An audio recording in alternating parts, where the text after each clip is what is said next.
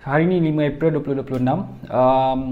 Aku cuba dalam fasa mencuba untuk transition diri aku daripada hanya sekadar bergantung pada kerja 9 to 5 kepada cuba untuk diversify seberapa banyak projek yang aku boleh buat lah. So ada beberapa projek yang aku tengah ongoing sekarang.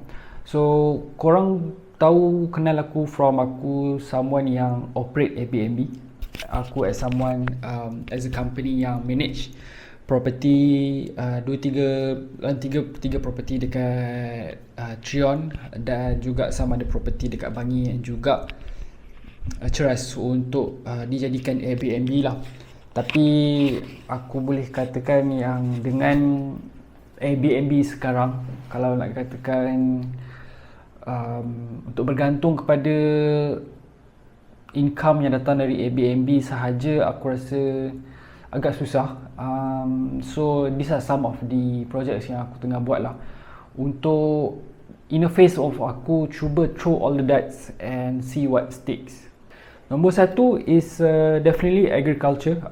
Benda ni aku dah mencuba banyak kali.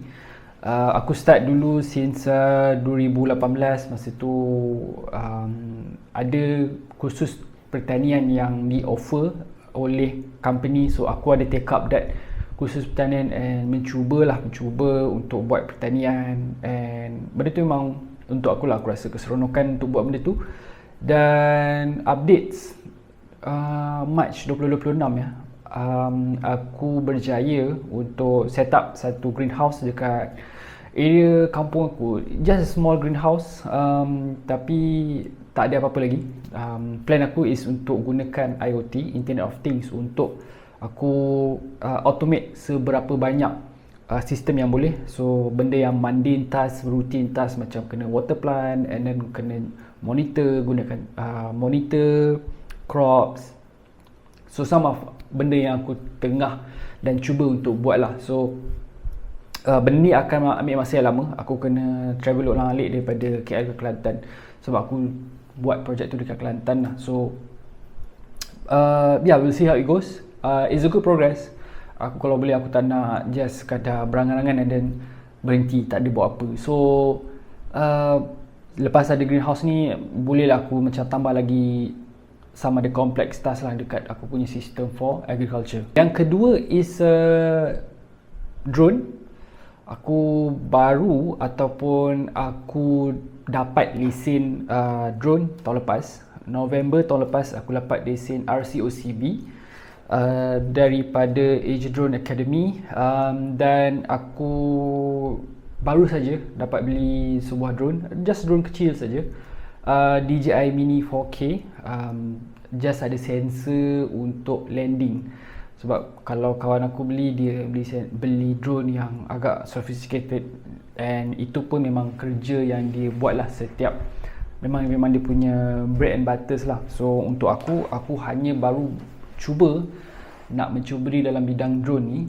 Aku start dengan beli drone yang berharga 1000 lebih, second hand.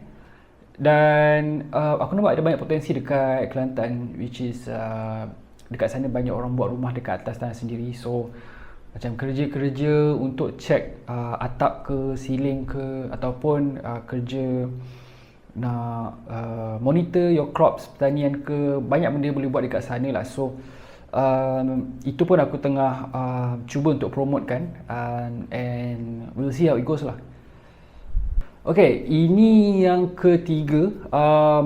Based on apa yang aku borak dengan adik aku, dia cerita pasal 3D printing. Dia ada mention pasal 3D printing is a good business, especially kalau you involved in dalam kerja is a student in architecture. Kalau you among the student and you perlukan untuk buat 3D model of your punya project, so 3D printing aku nampak is a good business. Dan salah satu sebab yang lain kenapa aku juga decide untuk jump into 3D printing is sebab aku pun nak menggunakan komponen-komponen untuk agriculture. Contohnya macam aku nak design water pump tu connect ke dalam satu tangki, dan tangki tu connect berhubung dengan dripping pipe. So benda tu agak intricate, agak delicate untuk kalau macam nak buat sendiri, nak design and then nak machine sendiri. So 3D printing tu menyenangkan kerja tu lah untuk buat prototype ke ataupun untuk pakai terus di objek yang aku 3D print tu lah. So baru sahaja beli 3D print punya mesin 3D printer, and aku pun baru saja siap buat draft website aku sendiri untuk 3D printer. Kalau korang ada yang berminat untuk pakai 3D printing service, korang as a architecture student ke ataupun someone yang perlukan pakai 3D printer, you guys can let me know lah. Itu sahaja conclusion yang aku just nak cerita dekat kau, progress update yang aku tengah usahakan untuk 2026. Bottom line is, aku nampak bahawa untuk bergantung kepada Airbnb as a side income, dia makin lama makin susah, sebabkan dengan all this conflict yang berlaku, and then travel restriction, and makin lama makin susah lah aku nampak dengan Airbnb ni. Ataupun homestay. Bukan nak kata tak boleh profitable, but it's a long term game. So sementara aku run this long term game, aku pun nak mencuba macam aku cakap, throw all the darts and see what sticks lah. So ini adalah salah satu usaha yang aku tengah usahakan lah.